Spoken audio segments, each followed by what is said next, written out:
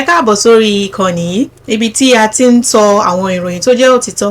Gẹ́gẹ́ bí ẹ ṣe mọ̀ wípé àwọn ò ní sọ ìròyìn tí kò kí ń ṣe òtítọ́ nínú ìkànnì yìí.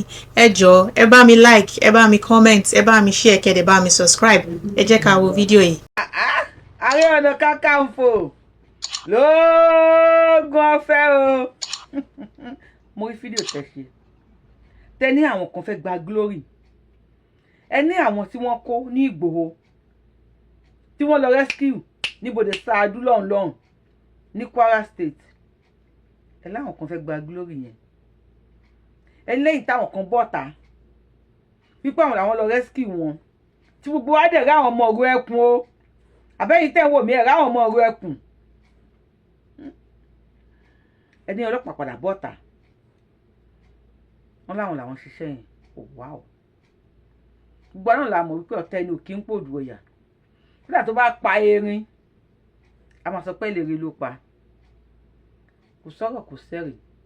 Èmi máa ṣó fídíò mẹ́ta ọ̀tọ̀ọ̀tọ̀ lórí ṣó tí mò ń ṣe yìí láti púùfù fún yín wípé àwọn èrò ẹkùn ni wọ́n ṣiṣẹ́ yẹn. Wọ́n dẹ̀dẹ̀ wọ́n ṣẹ̀ṣẹ̀ máa ṣiṣẹ́ nínú Nàìjíríà tí ọlọ́pàá Nàìjíríà máa claim páwọn làwọn ṣe. Ààrẹ Ọ̀nà Kakanfò nǹkan mẹ́ta ọ̀tọ̀ọ̀tọ̀ ló lè máa míyàn ṣe bẹ́ẹ̀ ṣe ń ṣe. Number 1, bóyá wá àwọn adviser tẹ̀ ń lò àti ẹsẹ̀ yín your special adviser, bóyá owó tẹ̀ ń san fún, bóyá owó yẹn kéré jù kó máa wá wò pé wo tó bá ṣe lè rí kó rí fún jàre.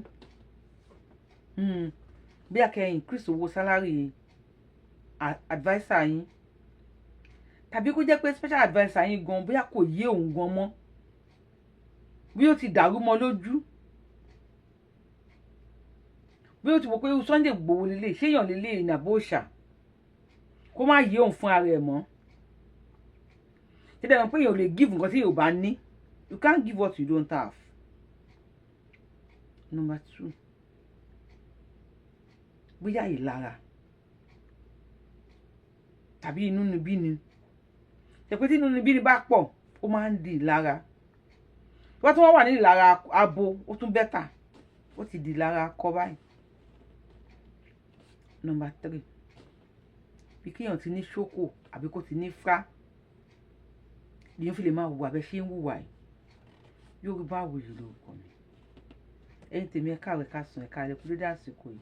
According to the time tí ṣòyí bàbá yín, èyí ní 10th of July 2026. Number 1, ẹ bá mi wo ntẹ́ ń wò lẹ́gbẹ̀ẹ́ mi. Abubakar nìyẹn o, Usman. Ara àwọn the most terrorizing terrorists ní Nàìjíríà nìyẹn. Ẹ ṣe àárẹ̀ àwọn pé àwọn ọmọ Niger Delta ni wọ́n mú. Má sì padà fohùn sí tẹ́ máa gbọ́ o. Àwọn ni wọ́n arrest ní Delta. Delta ni wọ́n ti mú. Wọ́n ti Nigeria police gbé jáde ni. My name na Abubakar. Abubakar wetin? Abubakar Usman. Usman. Back here. Abubakar. You don't stress me for my local government. How much na collect from the woman una kidnap? How much? Huh? How much na collect from the woman? Now 1 million and a half. You are how many of now? Now you be 3 people. 3 people. Where the gun una who? Where the gun dey? Na there for my brother. Your brother. So they allow you to stay. Where they get that car una you dey use? Alhaji dey say na Abuja dey go call. I don't know the house. Okay. Now, this one Abubakar. Nine be this one. Nine be Abubakar. This one nine say key soldier. You get mad for where? You get mark for hand here. And you get the one when you say you get for somewhere here, but for here, he say 90 soldier man. Okay. Yeah. How many of them? There are 3. There are 3 of them. One have the main line when they hear English have mark here and it's fair. When they kidnap you? They kidnapped me on Thursday. Last week Thursday? Yes. And yesterday, okay. Alright. Sorry. So today is the 8th July. We are somewhere in Ogwashuku, by Zungu, Adonta Road. So how many of you follow kidnap the woman? Na 3. Who's gonna kidnap the woman? Today 6 days. 6 days now. Okay. So which kind gun na who? Na pump. Pump. How many gun? Na 1. Where you from come? Me. Your state where? Me I dey from Niger. Okay. Where you from come? Not be different Niger. Where you from come? Your state. Where they for born you? Niger. Niger. Niger. So who can come? Who can come Ogwashuku? Nobody now me come for myself. The other two people, I tell me them. Now here I say. And I can't go do the work. I can't enter. So how much I collect from this woman? 1,500,000. So the other two members, where they now? 2 people. Where follow you go kidnap? Now for instance, the time where I hear with the talk for bush. At that time around. Where those cow who na carry? Where the cow they? And before na cow Alhaji Kinko. Now that cow. How much I give Alhaji? Huh? How much I give Alhaji? Alhaji, I know for Alhaji now 2 more. How much I give Alhaji for the cow? Wait for bush, wait for bush. Now those cow. How much I give the Alhaji for the cow? Now Alhaji they pay me and follow cow Alhaji. This one for today now. That cow for bush this night, last night. Okay. Who get the cow? Okay. The cow na down my brother way wrong. You get them for inside that bush. Who get her for them? So where the cow they now? Where those cow they? My own. Those cow where your brother get where run? The kind of way here for bush. Now that time carry on run. Carry and run. Okay. All right. The carry cow. Abi, where the cow dey? Where the cow dey? Not be gone. Cow. Where the cow dey? Your brother own. Nama. Okay, my brother. All of them Alhaji the cow Alhaji they follow. What you mean? Alhaji waiting? That Alhaji Kinko. Kinko. For where they stay? The house is down there for Abuja. Okay, no problem. How much na share? How much you share for the money? Where then we na share? How much you share? That money? Come on for them. My own. My own na 400,000. 400,000. How much your brother share? All of them na 400,000 which is na 500,000. No share them. How long you don't stay for this town? For this our place? How long you don't stay here? For how long? How many times you don't, like how many months? Okay, yes. I did 2 months. 2 months for here. What of your brothers were on? How many of them? All of them don't stay here. All of them are here and the 2. Okay. Now here. Where then they live inside of us? Then they live inside of us? And I don't live Agwashi. Where are they stay for? Where are they stay? Where are they stay? Where? Agwashi. Where are they stay? Agwashi me I know for 2 days. 1 day. Where will they stay? Where are they stay for this Agwashi? Where are they stay? Okay, the car waiting now. Where they sleep? Lie down for here. For bush. Now. Before cow, where they stay for us? Before I did for cow. Abubakar. They are family. Abubakar. Where you from? You come here again? You come here again? No.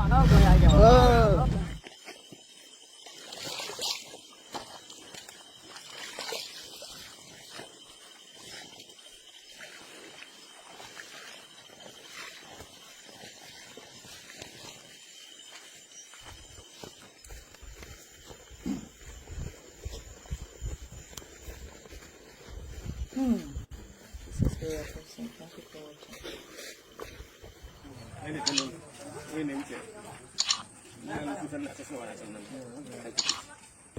wọ́n láwọn làwọn mú ṣáwọn tẹ́ ń wò yìí Nàìjíríà pólísì àtàwọn tí wọ́n mú yìí ṣé ẹrẹ́ tó ju ọlọ́pàá náà tó mú yìí.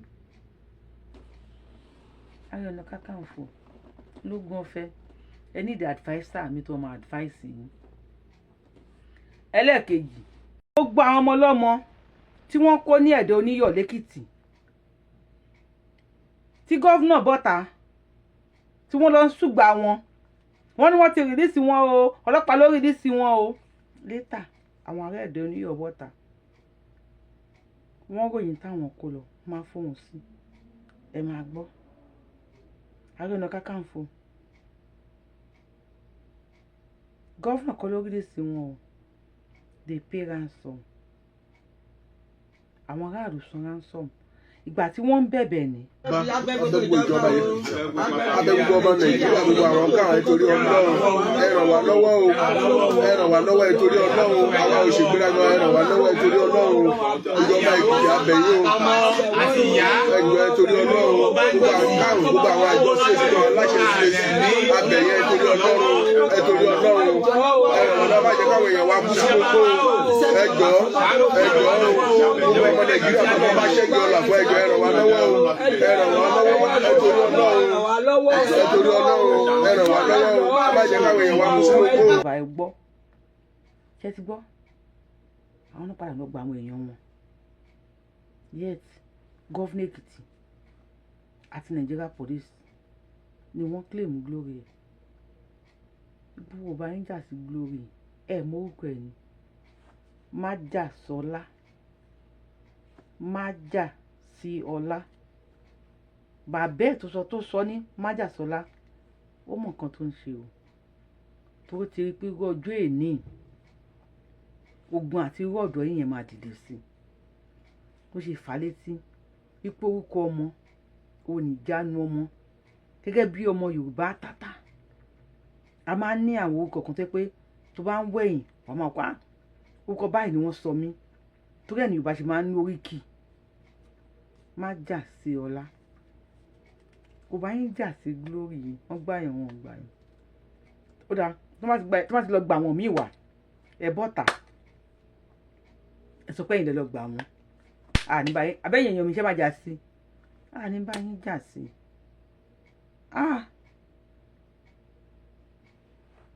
tẹ bá ń gbọ́ ogun má jà o gómìnà Èkìtì tó lọ síbẹ̀ tí news gbé o àwọn ọlọ́pàá ti rescue wọn o wọ́n ti ṣe gbá o wọ́n ti ṣàwo àwọn náà bọ́tà yìí.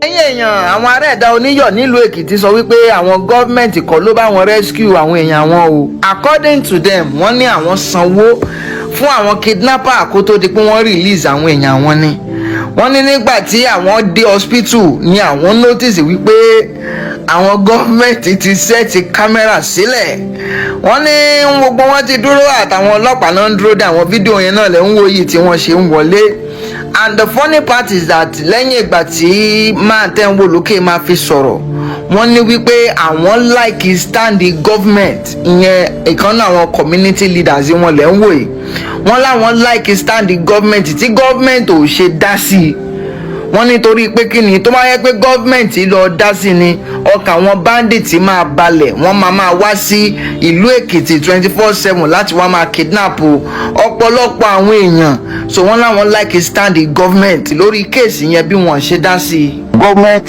is not responding to our coming. Honestly speaking, I for one, the position of government, I love it because if the government will come in, then every week they will be coming to continue to kidnap people. We pray, we fasted, and God answer our prayer to redeem them, the stone heart of the kidnappers. God Almighty to turn it so that whenever to release these people, and because the money they were expecting from us, there is no how that we could see it. That whatever we have, that they will take it from us and release our people. And God doing, God did it. You know, melted their heart. And the one we have, they accepted it with bags of rice. Bags. About 5 bags. This is the second time, not the first time. 30 liters of 30 liters. 30 liters of petrol, 5 multiplied by 5 kegs of petrol, bread and other food items that we bought with 15 million. We begged them, they said they are not taking it. I said they should know that our village is a village, it's not a big town. They've collected 10.5 million with bags of rice and with the Indomie and all the rest of it. Now they are asking for 100 million. How will we get it? We started begging. We begged to 50 million. We started, how will we get 50 million? Even the first tranche that we paid, for many people contributed 1,000 before we could get the first 12.5 million. So this one, we said that how much did we have? We said that we don't have more than 15. They said that it must be 30. There's no how we will get 30. Because if we have it, we will have given it to you now. And this our people, we will have given it to you. We don't have it. We've contributed to our nose. We borrowed. We sold our property. So they said that okay, they come. They say 20. Why will we get 20? You cannot exceed this 15. So we just kept on praying. God Almighty, let them release our people. As a government, it's not responding to our call. I understand what the government is doing because if the government say that they should come in, honestly speaking, I for one, the position of government, I love it because if the government will come in, then every week they will be coming to continue to kidnap people. I say government is not responding. We are the one we can contribute and what we can borrow within the town. That is not even another town. We dent the town. That is what we have. We don't have more than 15. And they say that after with all said and done, when they knew that government is not contributing, that the contribution is from a Dauniyo indigent, they said that okay, we should bring it, but we must include 5 bags of rice and 30 liters of fuel. 50 liters, no? Yes, and with bread, with indomie, with coke, and all the rest of it. They collected it, and our people, they suffered before they could get them. They traveled day before yesterday. They left 2 minutes after 3 because I'm part of it. I'm the national president of the Apex Union of the town.